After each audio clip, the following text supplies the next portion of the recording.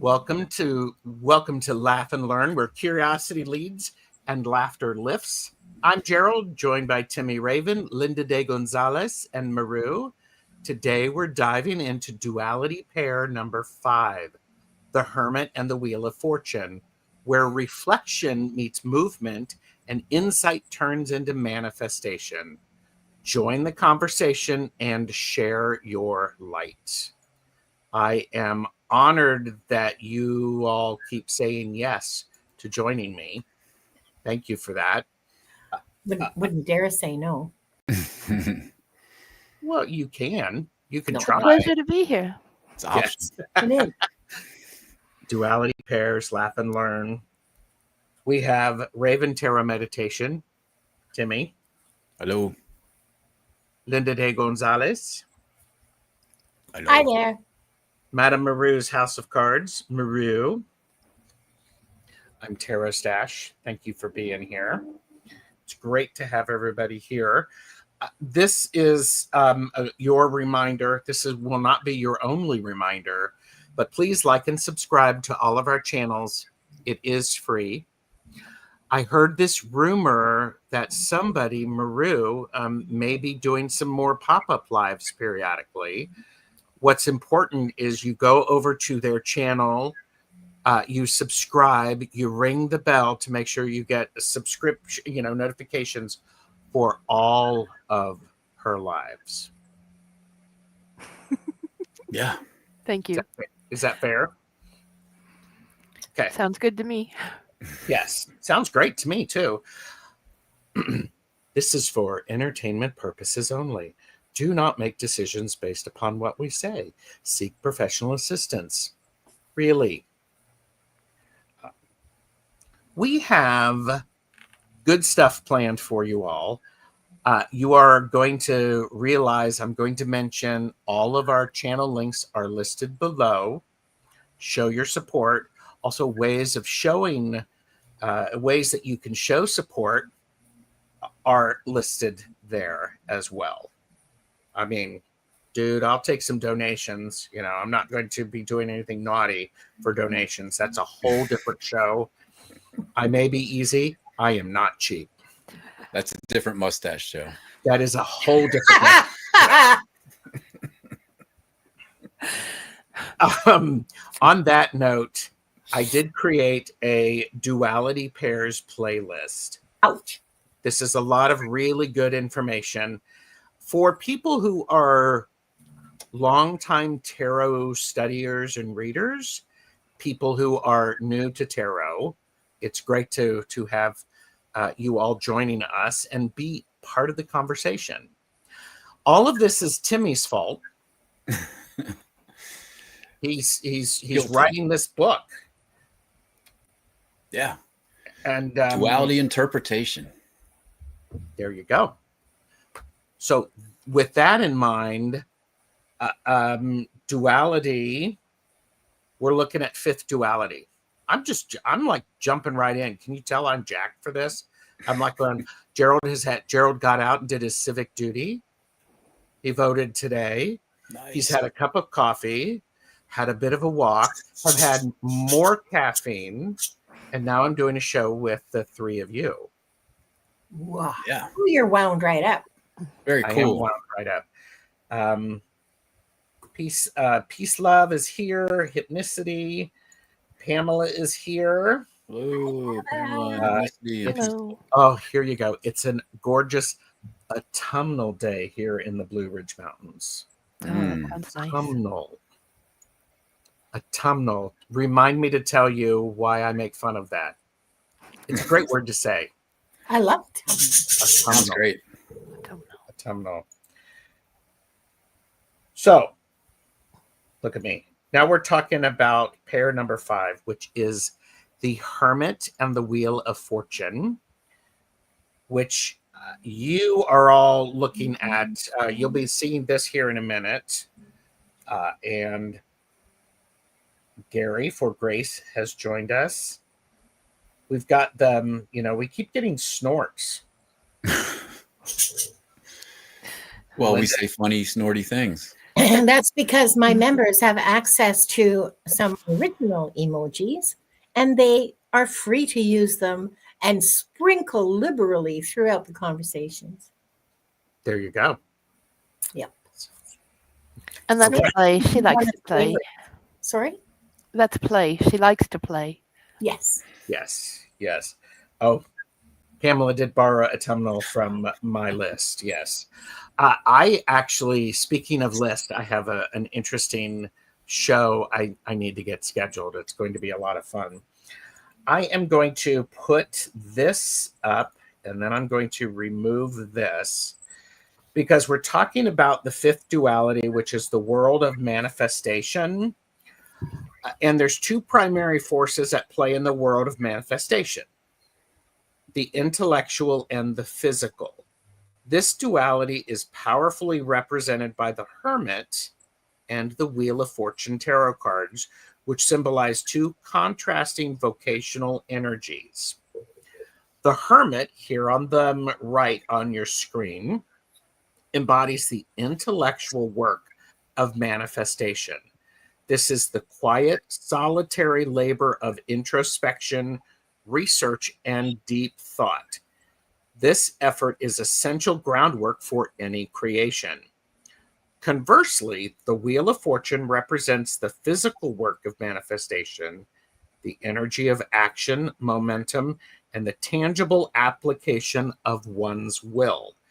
It's the luck and timing that comes from putting in the work. True manifestation requires both thoughtful planning and active execution. That being said, by the way, what I read is not on the screen. It's part of the forthcoming book by Timy Raven. What would you like to say about this duality, Timy? You're muted. By the way, Timmy's mouth backstage, we can see it's moving very quickly, and it's spewing vast amounts of wisdom that none of us could hear. It was muted wisdom. Muted. Oh, snap. Yeah. So this is there's 10 dualities in the Marseille tarot that match up to the 10 Sephiroth on the Tree of Life. And the fifth duality, which I labeled the world of manifestation, is the 5 point. It's the middle point. And on the Tree of Life, it's all the way at the bottom. It's the foundation of the tree. And through my duality interpretation, we remember the first duality was receptive energy, which was the magician and the high priestess. That receptive energy is manifested in the fifth duality through the Hermit. The Hermit is the conduit through which all of your receptive energy manifests itself on Earth. And in my opinion, the Hermit card should be androgynous. It shouldn't be obviously male, because it needs to be the conduit for the high priestess and the magician, and all of the the receptive energy work that you're doing on the left-hand side of the tree, the relationships, motivations, and humility. Those receptive energies. Do you want me to put the tree up? Sure, we can put the tree up. So you see over the "you are here" in the middle. That's where we start. And then if you go to the left, there's your receptive energy side. And that's controlled by the magician and the high priestess. And when you manifest receptive energy here in reality on Earth, it comes through the Hermit card. That's the one side of the duality for the world of manifestation.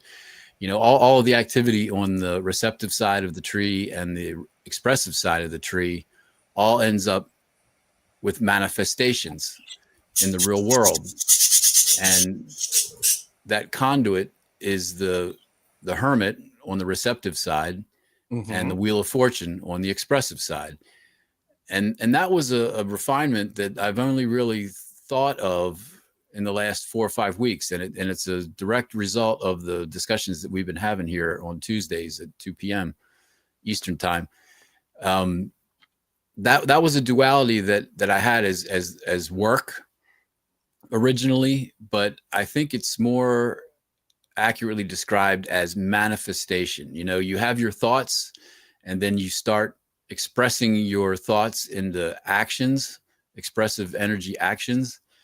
And within the structure of this tarot, within the structure of this duality interpretation of the Marseille Tarot, the conduit for manifestation, there's two sides. There's the Wheel of Fortune side, which is your expressive yang energy, comes through the Wheel of Fortune card, and the your receptive energy is manifested through the Hermit card, regardless of your biological gender. So again, it's still a duality where once you've manifested in the world, it's still a duality that needs balance. You need to balance your expressive side, the manifestations of your expressive side, with the manifestations of your intellectual side. If you spend too much time only being a hermit, only indulging in your receptive manifestations, then you neglect your expressive manifestations, and you have an imbalance there. You're not engaging in expressive energy. And for happiness, success, and health, you need to do an equal amount of both. And that's basically the synopsis of the duality itself. I like that. We have a question. I'm hoping you can address this. Could you use receptive manifestation in a sentence, please? Okay. I got hungry. I'm hungry right now, and I'm thinking about maybe making a sandwich. That's receptive energy. When I actually get around to making the sandwich, that's over on the expressive side, where I make the decision of what type of sandwich, and then I decide to assert myself and actually do it. So receptive manifestation is, maybe more specifically to your question, I think I see what you mean. Receptive manifestation, as illustrated by the Hermit, is your thoughts on earth, in reality, in your body. At that moment, you are symbolized by the Hermit. The manifestation of your inward focus, your inward thoughts, are manifested by the symbol of the Hermit. So I don't know if that answers the question. Does that make any sense to you guys? Well, in the example you gave, that first point is awareness, right? That first point of, oh, I'm hungry. Self-awareness, the left-hand side, the left-hand path. Yeah. It begins there, but the structure of the tree and the cards and the interpretation, I think, needed a duality where you manifest your spiritual energy on earth, in reality. Basically, if you're thinking about creating something. That's the Hermit card. Yeah, you're sitting there mulling things over. You're manifesting in your mind. Right. And the act, I think the act of writing that down in a book, your thoughts, like in a journal, I think then you're expressing maybe Wheel of Fortune energy. You're actually physically manifesting, something, implementing thoughts. Yeah. So it starts with your thoughts. That's the Hermit side. And then as you write it in the journal, that's the Wheel of Fortune side. Yeah. Sort of, but when you actually, I think it's more like, well, if you're creating a book, then that would be your manifestation. Yeah, or you're the Hermit creating something else. That's still that's like the planning stages. It's still like if you're an architect designing a home, you're the Hermit when you're sitting there drawing it out and thinking of what the dimensions should be and all that. But then when it's actually handed over to a construction company, the architect is still involved, but now you're like hammers and nails, and that's the Wheel of Fortune side. Yeah. For me, this is thinking about this from it's the thought process. this is where I know somebody who does woodwork. What he does in his mind, he does it completely in his mind before he even puts pencil to paper. It's all up here. He understands it. Yeah. Then when there is a connection to actually the Wheel of Fortune energy, or the Wheel of Fortune manifestation, the expressive energy, he's already figured it out. It's just making it happen here in reality. Yeah. Right. And the Wheel of Fortune, one of the attributes of that is its unpredictability. It's life. When your friend would imagine the project that he wanted to create in his mind, when he actually starts implementing it, when he's in the Wheel of Fortune mode, there's chance involved. And that plan that he came up with in his mind might not fully work out. You might have to make some modifications.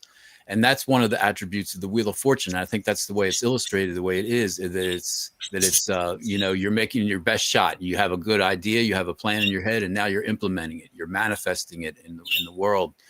But there's, the Wheel of Fortune is the Wheel of Fortune, exactly what it sounds like. You spin it and maybe you win sometimes, and then half the time you lose, Well, I don't think it's not necessarily half the time. Yeah, I think half the time is like that ambitious.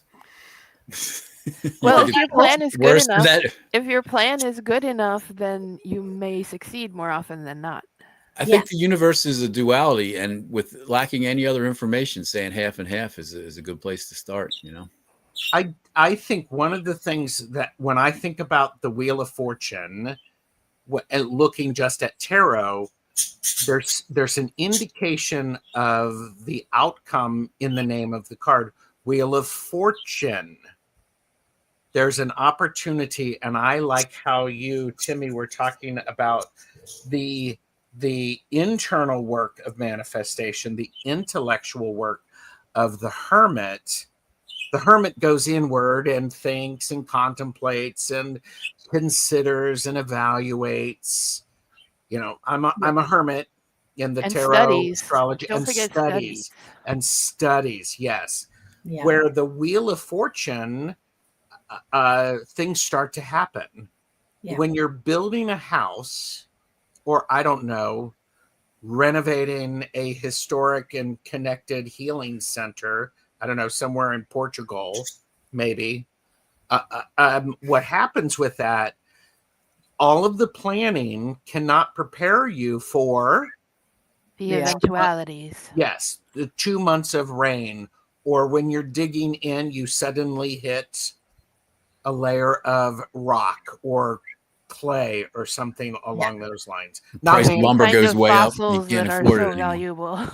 Yeah. What'd you say, Maru? I said, or some kind of archaeologically valuable item. Yeah. Indian burial ground. Don't build a swimming pool there.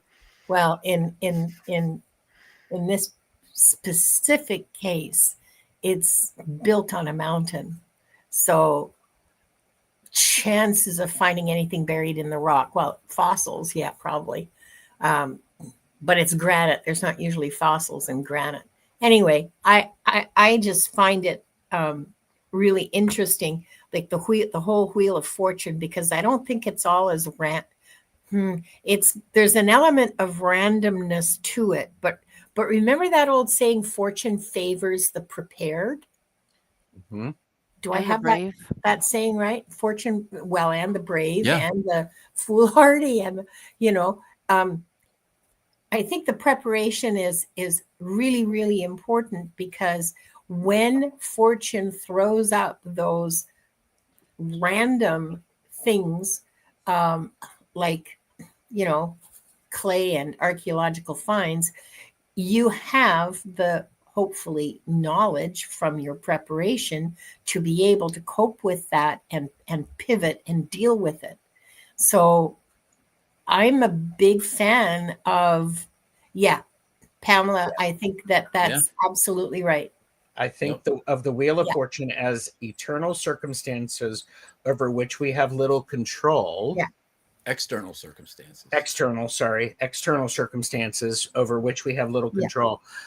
What happens, though, as you were saying, Linda, when those external circumstances show up, and Maru indicated, we've done the research, we've done the thinking, we have an opportunity to where I think we can pivot a lot faster.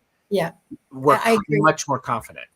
Yeah, much more confident and pivot more quickly and be able to accept the reality. See, I think a lot of people have problems with like, well, no, this can't be happening. No, I did this and I did that. And no. We spend a lot of time in denial, you know, and not accepting the reality that's facing us instead of just saying, wow, okay, he doesn't love me after all. We just keep going because we don't know what else to do, or we can't imagine. I think that's it. We can't imagine. We can't fathom another way of approaching things.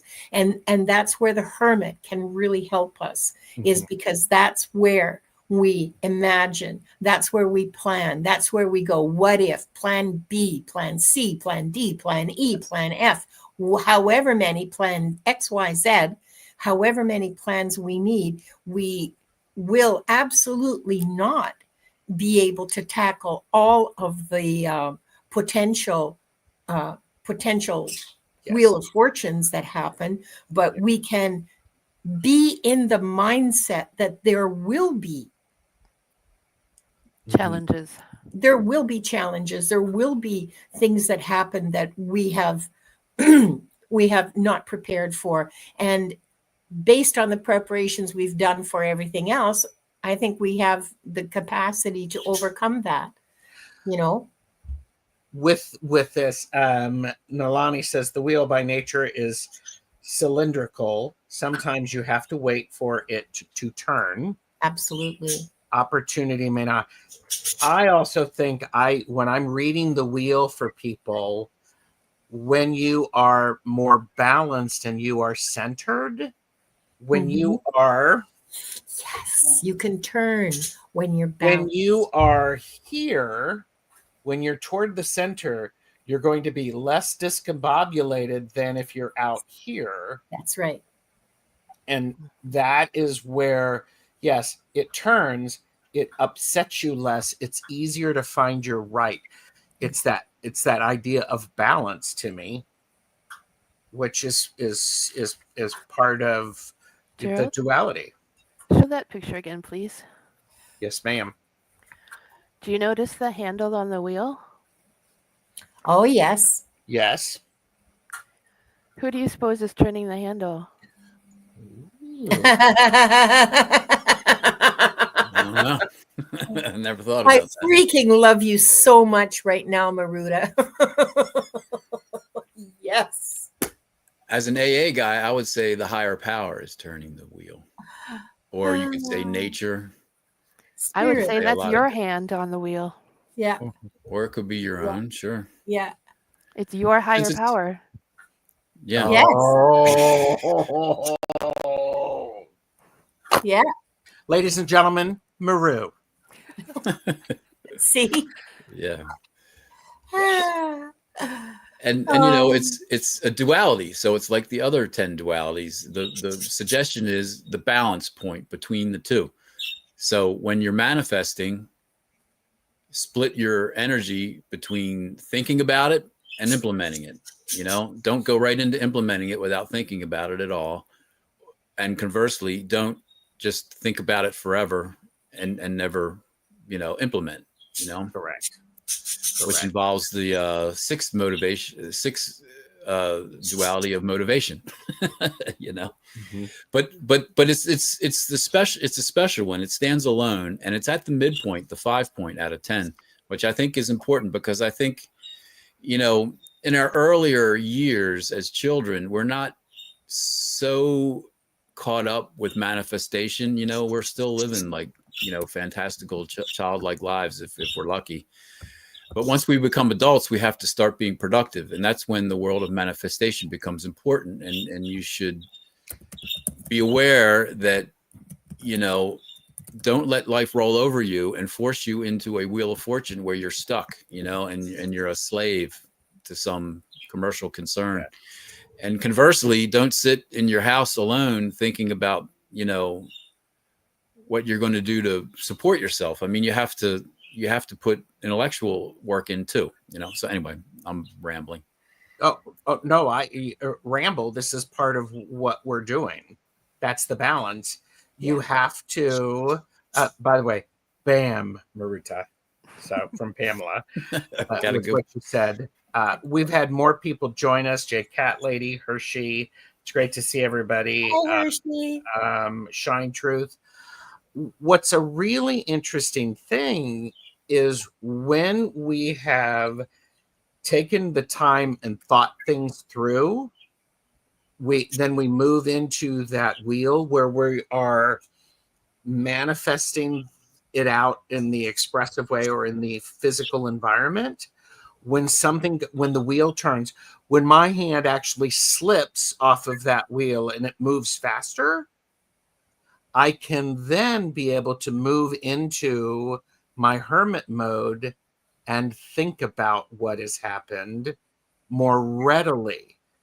You can't, you have to, the most successful, by the way, I'm not an architect, anything like that. I am a good manifester. However, part of what happens is you need to make sure there is a beautiful balance and dance. One cannot override the other. There's this beauty in looking at the end of the day, the work that you've done, cleaning up after yourself, putting things back away, and going, how'd that work? Okay, what went well? What can we do better tomorrow? Yeah. That's a healthy balance. That's part of what the hermit's work too, is the evaluation, Mm-hmm. You can plan, you can organize, and then in the manifestation phase of it, lead, but then after that, you're evaluating. Again, yeah.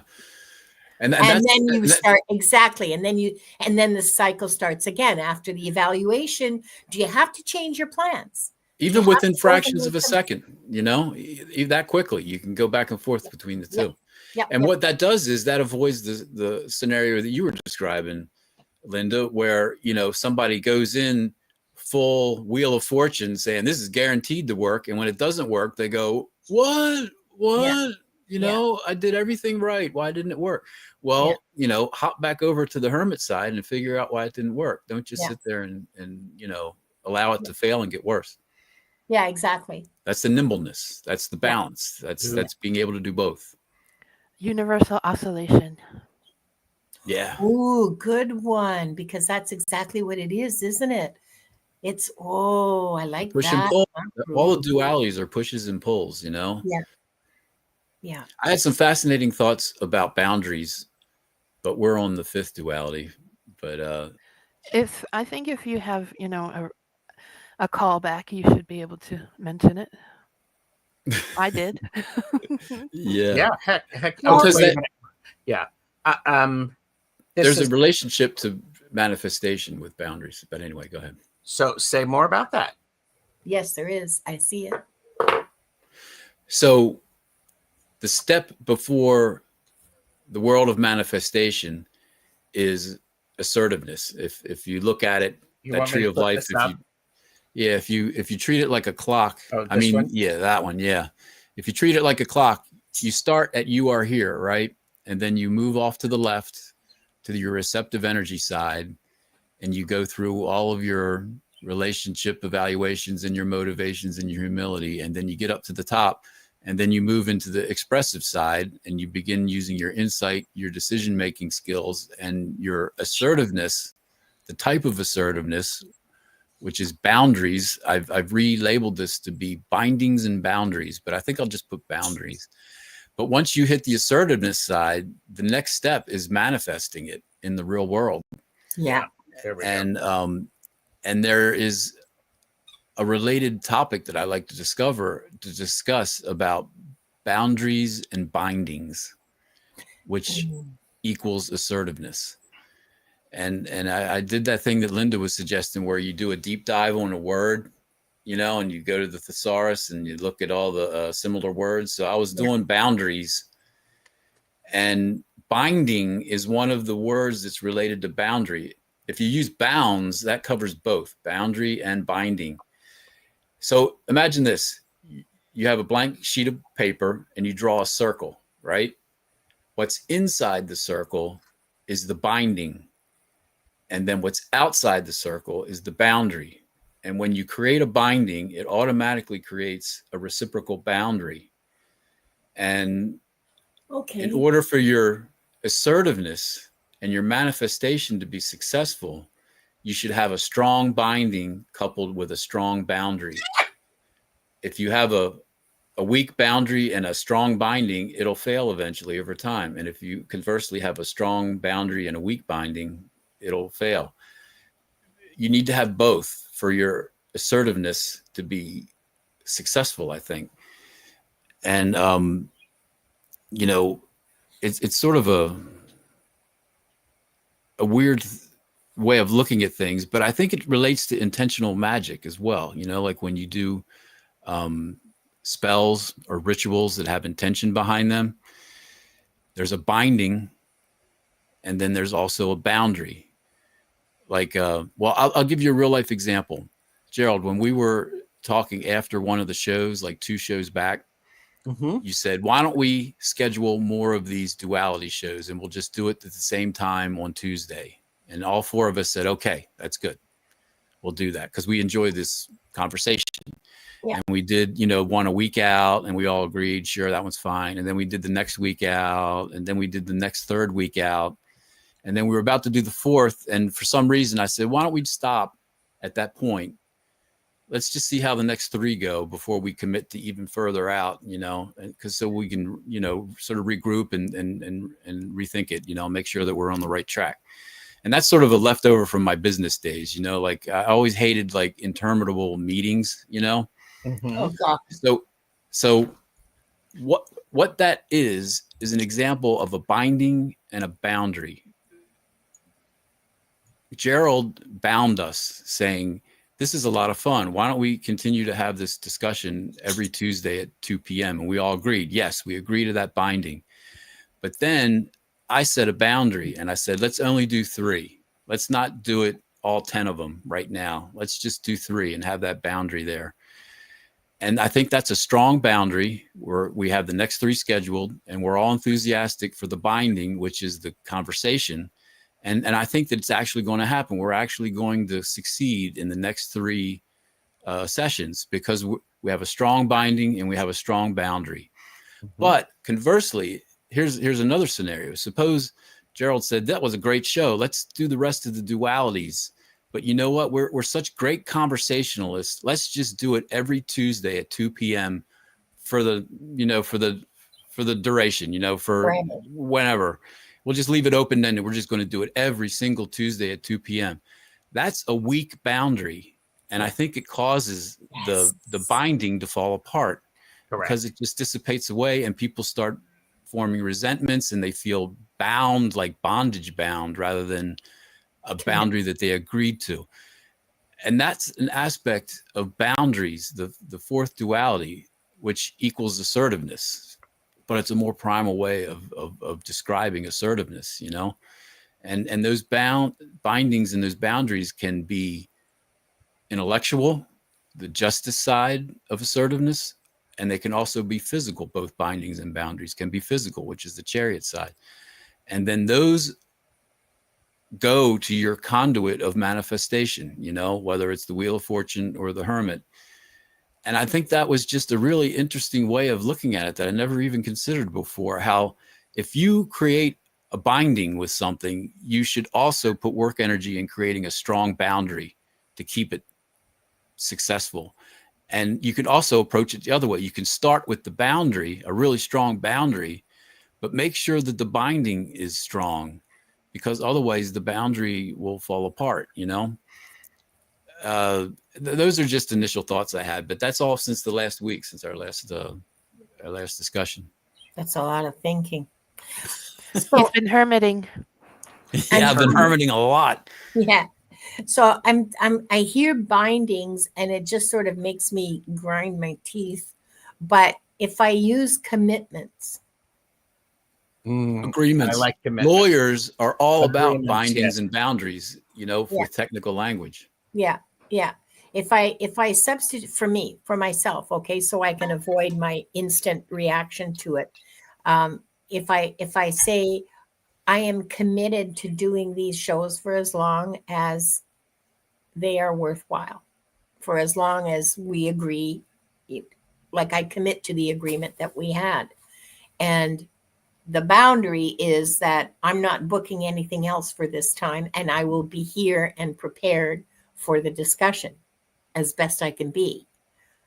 I like that, because that also applies in my boundaries with what I will permit from the people around me, Yes. from my commitment to my self-respect and my self-love, that I do not permit certain things. So that's that assertiveness. commitment to myself Yeah. Yes. builds the boundary. Oh, I like that. I never really considered it being two parts to assertiveness. You set up the agreement, and then you set up the boundaries of the agreement, and then that's a strong assertion. That's a strong act of assertiveness. And then it's almost like programming language, like 4 states. You've got a strong binding and a strong boundary. That works. Then you have a weak binding and a strong boundary. Doesn't work. It falls apart. You have a strong boundary and a weak binding. Doesn't work. And then you have the default, which is weak binding, weak boundary, which is like one step above just general Chaos. chaos. Yeah. Like, All of us are like no order. There's no order, like a state of non-order. I Yeah. love the idea of it's when one has sharp boundaries, it's easy to say no to something. You have a very sharp boundary. You have a very sharp commitment to what you have your agreements. Yes. That idea of a sharp boundary is not mine. I read that somewhere. It was a really insightful thing for me going, gosh, because a lot of people, we talk about boundaries. Boundaries are very important. Part of that is the importance of thinking things through well enough, doing a little bit of hermiting, and then setting those boundaries in action. It's really, really good. And that's assertiveness. And I think our natural tendency is to put all our work energy into one or the other. We put all our work energy into the boundary because that's the thing that's in front of our face. But we don't think about the binding. Or we set up something about a binding, an agreement with people, but we put no boundaries on it that are clear. And that is weak as well. And, I never thought that if you do one, you have to do, if you do one, it reciprocally happens naturally anyway, but it's not naturally a strong reciprocal. You have to put work energy into making both. If you're going to do one, be conscious and put energy into the other to make sure that it's successful. Yeah. Assertiveness and a successful manifestation. Yeah. And I also think, if you do it right, like if you have strong binding, strong commitment to yourself, and a strong boundary, most of the time people will not, and I'm just talking about everyday interpersonal relationships here, most of the time people will feel that and not even approach you. It's almost unconscious. It's a spiritual attitude that you have, and people will consider you to be quite an assertive person if you do your day-to-day business that way, where you have a strong binding and a strong boundary in every case, and that's usually an attribute of a successful person, I think. Or a happy person as well. It will also be that people will come to you because if you've committed to something, you will follow through on that. It's Yeah. an interesting thing. I want to get caught up in the chat a little bit. We've had Pamela said earlier, I tend to think it's just all tumbling together. Wheel of Fortune. Yeah. Yes. Love over fear, love over doubt, love over duality has always been my belief. Hence unified perception. There is always a balance in this. Always a balance. And then we had, it's like, Pamela likes this idea too, binding and boundaries. Is that lawyer talk? I think it started out as spiritual talk, and lawyers ripped it off and stole the idea. Okay. You're giving lawyers a lot of credit. Okay. I'm like backing away from that one. I'm not touching it either. Yeah. And always knowing there are is our opposites to everything on this planet, universe, etc., has allowed me to not be part of any all duality. Seen as illusions. Pamela said, I've always felt I have strong boundaries, but I have not considered the bindings. Yeah, see now was it something that you said, Timmy, that if you have strong bindings, the boundaries look after themselves? Was that you that said that? No? No, I don't think they do. You have to put energy into making the boundary strong, as well as the binding. I mean, a certain amount of it will be, but yeah, but you have to really you have to keep building. You have to. There will It's two parts. It's not just one part. Yeah.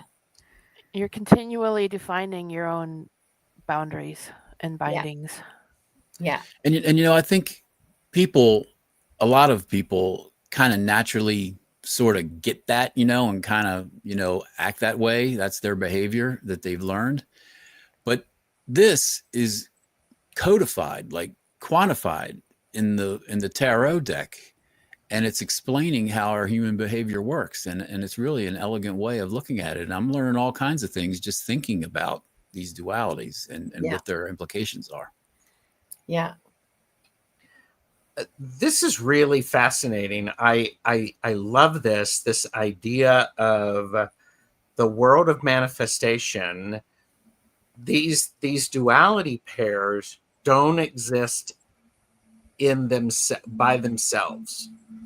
The pairs have to exist simultaneously when our boundaries, when the fourth duality, the Chariot and the Justice, is not balanced. That means the fifth duality, the world of manifestation, gets a little wonky, out of whack. Yeah. And so there's this. And by the way, I think all things in moderation, including moderation, all things in duality, including duality, sometimes you do have to. And I worked in a place, you know, this is Gerald sharing too much probably. I worked in a place where things worked very well, very, very well. Got a new director. First thing they did was upset the apple cart. Oh God. Yeah. They had to pee on everything to make it smell like them. Well, okay. Imposing their will. Yeah. But what Make happened was, and I like to think I helped with it, is we were looking at, we're just making sure that we are doing things the best way for the desired outcome.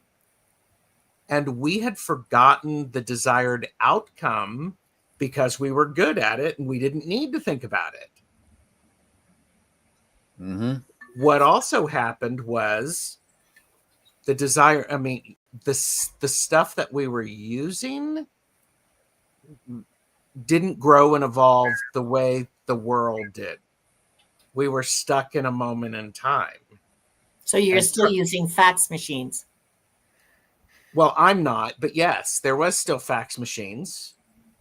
And there was a decision to actually go, are we going to help lead and lean into this, or are we going to be pulled into the future? That was an interesting duality. Thank you for that, Timy. It was like, Yeah. And there was, by the way, there was a lot of transition management, which is different than change management. Change is, something old stops, something new begins. Transition is how do you feel about the old thing and how do you feel about the new thing? Linda's got that look on her face that scares me. What? You're thinking. Is that your thinking face? She's Yeah, that's my thinking face. Really Okay. hard. Yeah. Yep. So, but this Sorry. is Okay, I'll stop. Yeah. I'll stop. Stop manifesting. Stop being such a hermit. Said no one ever, Linda. Yeah, I know. To you. I know. Yeah, this is really interesting to me. This is a moment in time for me. This is really personal because I'm at a moment in my life where I am hermiting while planning manifestation of that Portuguese healing center, retreat center. And so what you're talking about, what we are talking about has immediate meaning for me. Immediate and applicable meaning for me. So thank you for including me in this. That's awesome. Yeah. I'm also wondering, I sometimes get frustrated when people come to me for advice. They say, I've been praying for this. I've been praying for this. I've been praying for this. And I go, great. And what have you been doing about this?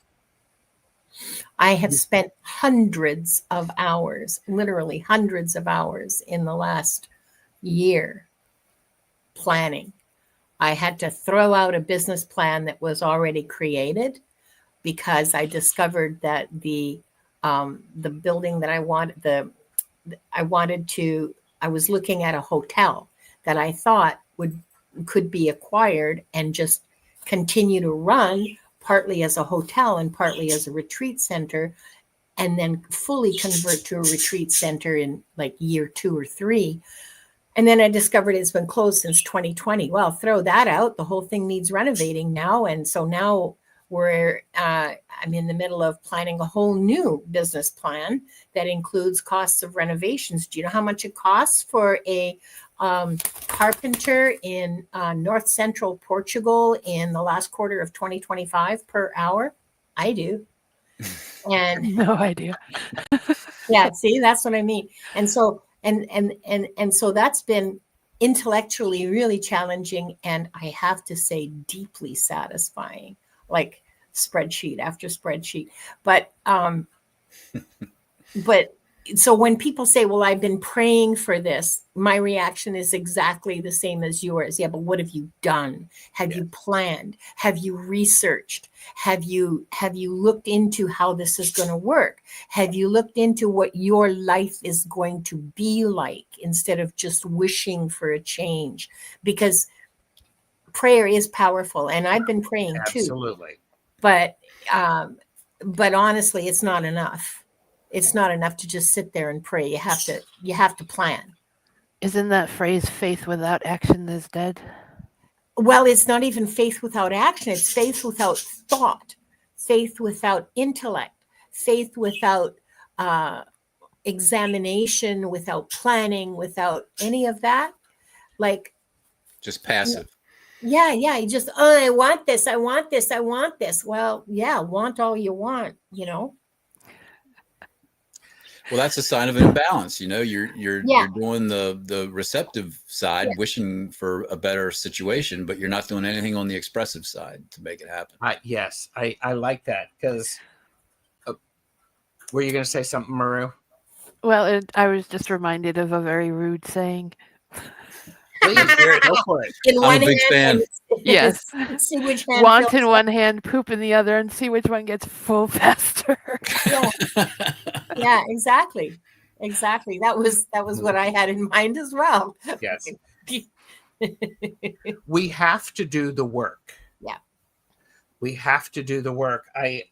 And part of it is sometimes we can get overwhelmed if we're not used to manifesting or working with the Wheel of Fortune.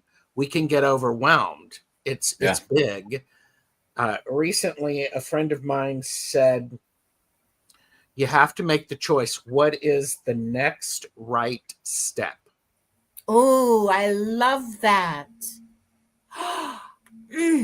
That's an AA too. What's the next right thing for you to do? That. Mm-hmm. Yeah. Okay, that is a blinding flash of insight for me. That's love a part that. of human philosophy, you know, and it comes in many forms in many cultures, but it's a truth. It's a human truth. What happens though is we will forget that.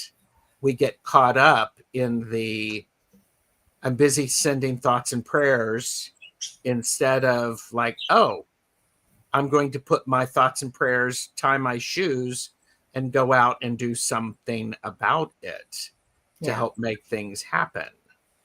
Yeah. But that's terrifying to a lot of people. It is terrifying, and that's why when we're It interferes with our boundaries. Yeah. Our boundaries are very strong and very tight, you know, don't want to go outside of them. You know, those have become bedevilments. That's Duality 8. When your boundaries become bedevilments. Ooh. I can't wait for that. Stay tuned, people. That's in a couple of weeks. Yeah. That'll be fun. Okay. Yeah. Pamela reminded us the next right thing is also a song from Frozen. Frozen keeps coming up. We had Frozen 2. Oh, that was yes. That was the quote from a couple weeks ago. I thought it was Frozen 2. But it's cold, but it's not that cold yet. Frozen 2. Frozen 2. Yeah. Okay. The next right thing. I didn't know it was a song though. I have to look that one up. I love it. Now Timmy's going to go, oh, now I need to go look that up. Frozen soundtrack. It's on Spotify. We who reason our way to believe in what is around us, we can only perceive 6% of the universe. We have limited perceptions. That's true. Yes. And, you know, we can only perceive so much truth because other elements, deeper truths, we can't perceive them. We don't have the ability yet. We have boundaries we can't do anything about. It's just the way life goes sometimes. And you know, if you look at the Chariot card and the Justice card, they both have, when we were discussing it, they both have boundaries like a veil behind them that could be considered a symbol of a veil. And that's a boundary between what we can perceive, and then on the other side of the veil is what we cannot perceive. Maru, will you say a little bit more about we have boundaries we can't do anything about? Well, when you enter this world, you are bound by physical realities. Our bodies are a boundary. Just by, by physics, by actual physical reality. Mm-hmm. People are born with different abilities, and those are their boundaries. Mm-hmm. Okay. Yeah. Pamela said, we know there is something else there, but we just call it dark matter and dark energy.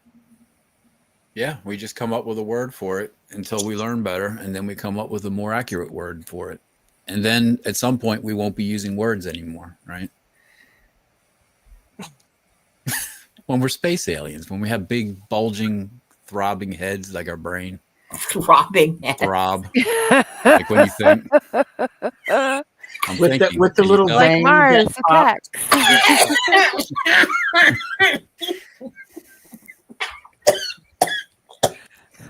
Sorry, Linda. Are you okay, Linda? Sorry. That's hilarious. That's just hilarious. Here, we'll do this. This section of the video is brought to you by the word autumnal.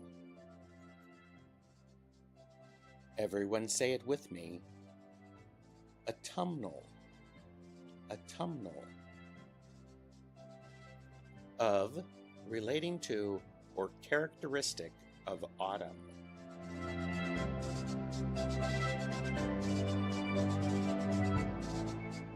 drop like the autumn leaves, and like, share, subscribe to our channels.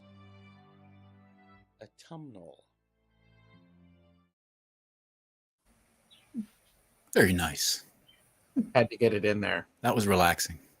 You were all worried I was going to play something else, weren't you? No, I knew you were going to play autumnal. I said the word just as you cut the screen.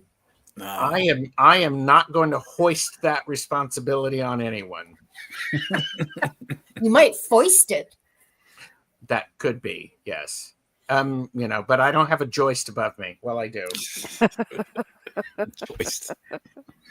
So many As long boundaries. as it's not moist. Yeah, as long as it's not moist. Oh, no, please don't. You guys, the whole point of this was to avoid that word. I know, that's why I said it. Rule breaker. How's that for a Rebel. sharp boundary? Rebel. And said so many boundaries, personal and political. I think our brains are getting smaller because we don't have to think and hold things in our brains like we used to. Mm-hmm. But don't we think our do brains are actually. We getting have to smaller. hold so much more in our brains. Like how the hell to use a cell phone? Yeah. I don't think our brains are getting smaller. We may have different neuronal paths. I think our intellects are getting smaller in certain parts of the Yeah. population. Yeah. That's always Well, been there, I think. there's a whole big anti-intellectualism streak throughout Yeah. North American society for sure. Animal instincts have become very popular. They seem to be the attributes that are desired by our leaders. So I'm going to say one of the things that happens with the duality pairs as we move into them, these tend to require more thought and stronger execution. They are less primal, perhaps. Less We instinctive. have to less instinctive. That's the better word. Because how often, I mean, there are times when I'm thinking about what I'm doing and then I go do it. There are also times where I don't think and I do something. Those are usually the times that people are filming them and posting them on social media, going, look what this idiot did. Yeah. So, Well, the duality interpretation has comments on that too. That's insight, I think. Mm. The devil card, where in this interpretation, the devil card represents our animal instincts. You have the devil and then the two loosely bound nooses around the two little creatures, but they're only half human and half creature. Did you ever notice that? I think what that is an illustration of is our duality between our biological animal instincts and our spiritual side. Yeah. Absolutely. Angie Burks has arrived, by the way. Hello, Angie. What were you going to say, Timmy? So the tarot addresses our biology, I think. All of these dualities have also the additional layer of a biological duality, with gender, and it's accommodated for in the pairs. That's part of the illustration. There's the human element, there's the spiritual element, there's the element of balance. Those are all they're all taken into account, and the whole right-hand path, the path of free will, I think, is the path of releasing our bonds of our animal instincts. Our ability to assert ourselves, our ability to make decisions, and the insights that we, being able to recognize truth when we see it. Those are things that allow us to have free will, and free will is the opposite of animal instinct, the bondage of animal instinct. Talk about rigid boundaries. Animal instinct is a very rigid boundary. Yeah. I think when we also recognize the instinct, we then can work with it instead of against it. It's better to know than not to know. Yep. Yes. Working against yourself is something that you can do your whole life. I did it myself with the whole drinking problem, Is Gerald frozen? Oh no. Okay. I was frozen.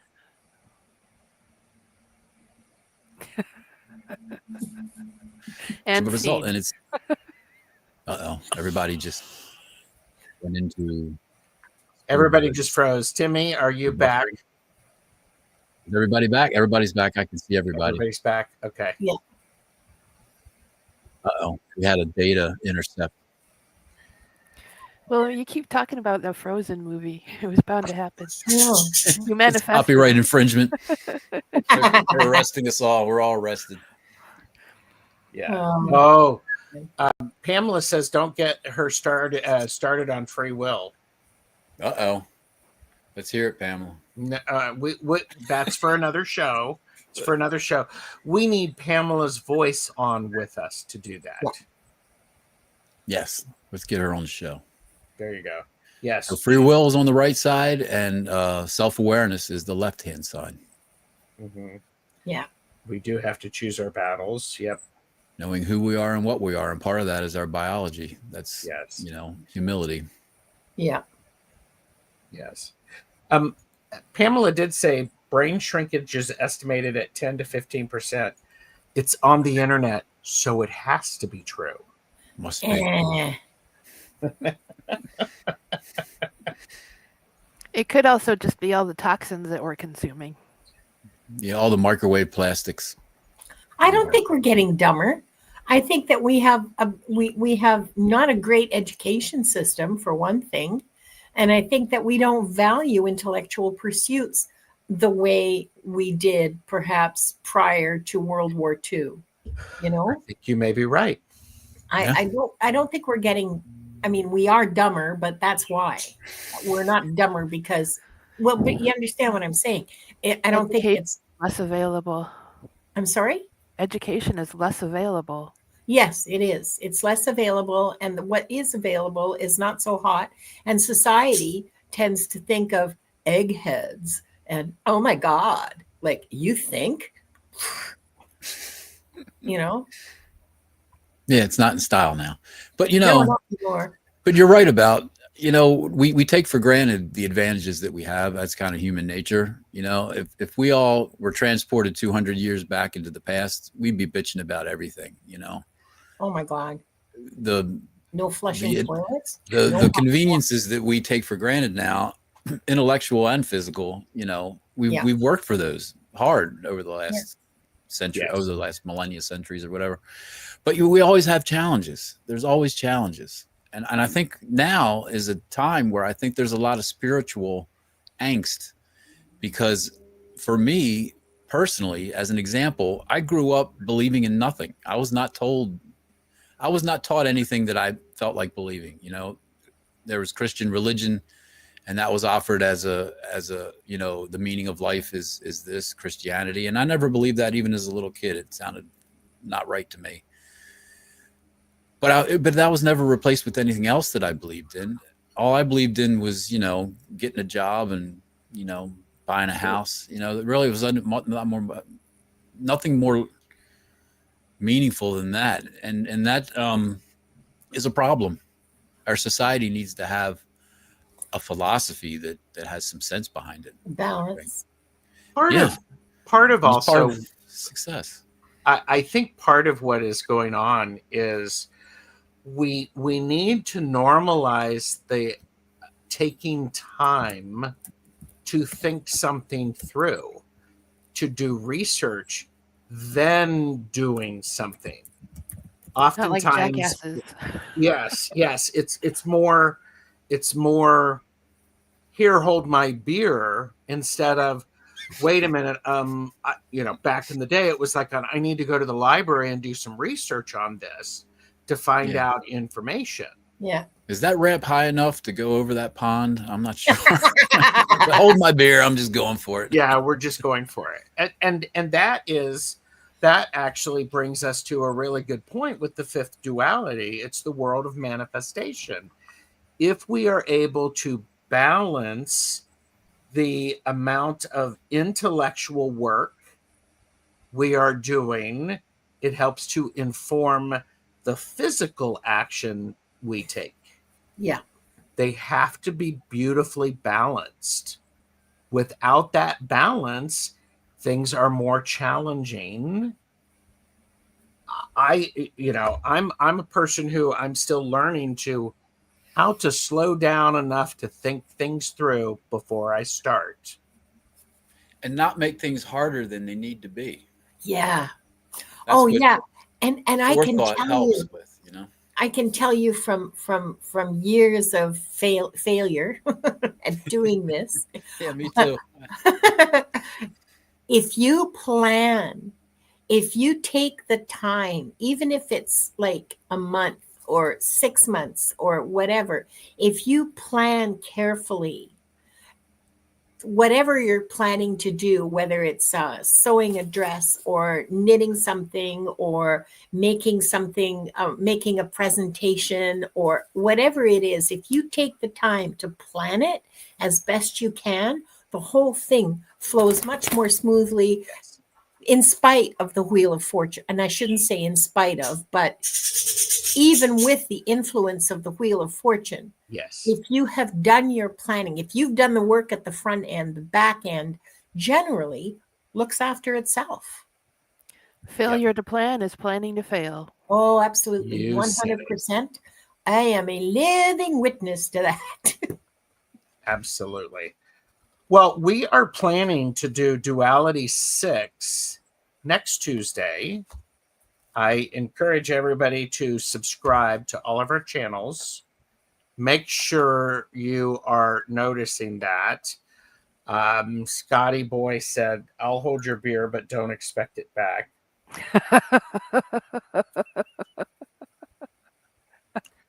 Work smarter, not harder. Hi, Pierre. Yeah, well, Scotty Scotty Boy, said, that's when I because plan, trouble soon follows in my experience. What are you planning? yeah, so your planning is flawed. Yeah. And that's an interesting thing, is if that goes with this too, that's Gerald will get on a soapbox. Part of it is if you're always doing the same thing over, you're paying attention to the wrong thing. Pay attention to something else to have a different outcome. Yeah. Right. The definition of insanity is doing the same thing and expecting a different result. Yeah. Yep. Yeah. So change your plans. Scotty Boy, change your plans. Like Yes. make different kinds of plans. Mm-hmm.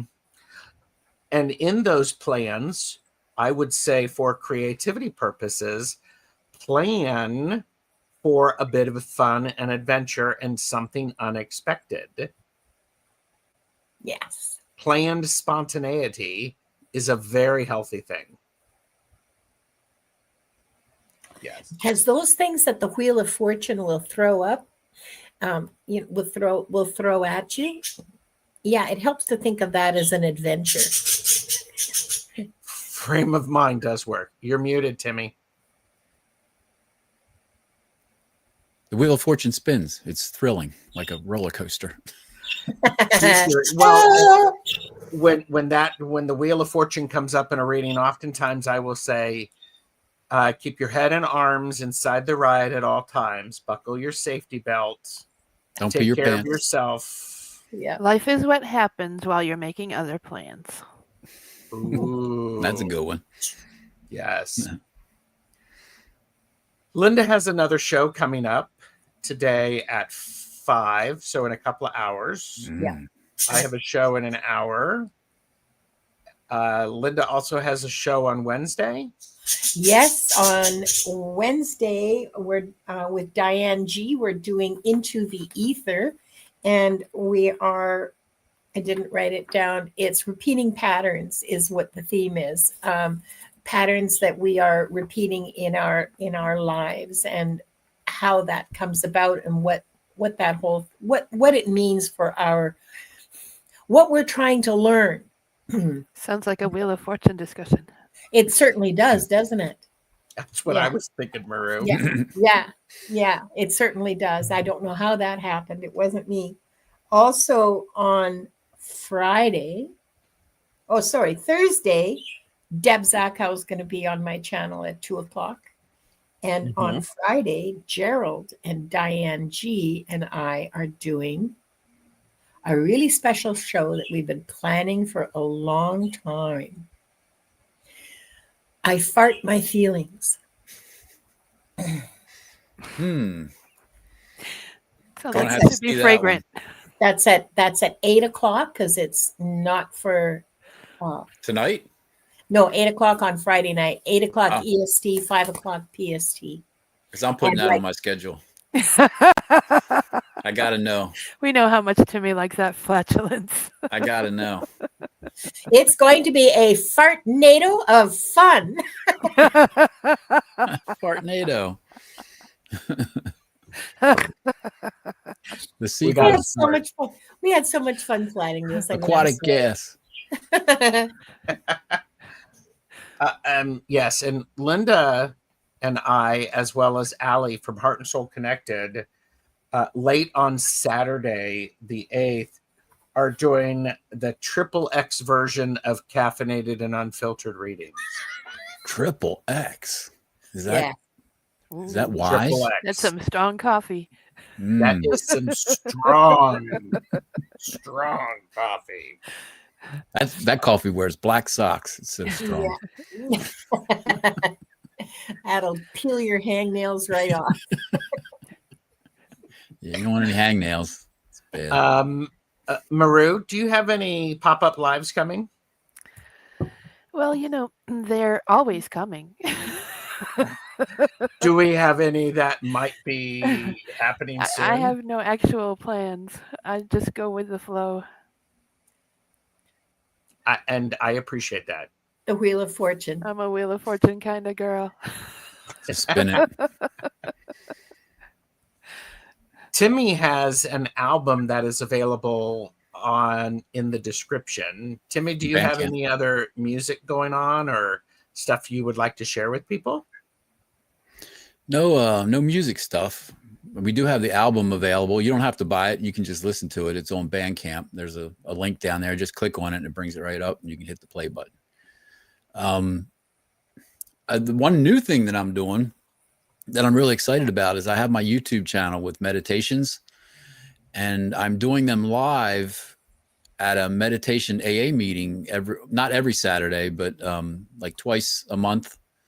Wow. Saturdays at 10:30 a.m. in Abingdon, Maryland. We have an AA meeting where we're doing live meditations. It's a 15-minute meditation.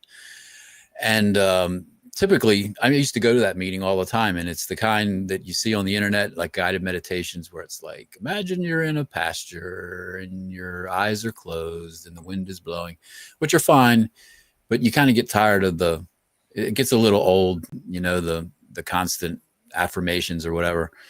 So my meditations are a little more, they don't have that guided part, but we do a breathing exercise with the little Tibetan gong. I do that. I guide that part. So it's really interesting. There was 30 people there. I did the first one last Saturday and I got a lot of good great. feedback. So yeah, it's Good. I'll Good keep for you you. informed. Yeah. Love it. Sounds cool. Maruta making the rounds, taking care of links and hookups. Maruta taking care of the hookups. Oh, I need one of those. That's Well, temperance is my birthday card. Mm. Oh, I did this thing. Did you guys do this thing? I don't know if it's a tarot thing. What? I saw someone, because it was Samhain, sort of the beginning of a new cycle. Yes. Mhm. You pull a major arcana card for the year. Have you guys ever done that? Nope. Nope. I have, yes. So I pulled a card. And what did What's you the get? card? Guess.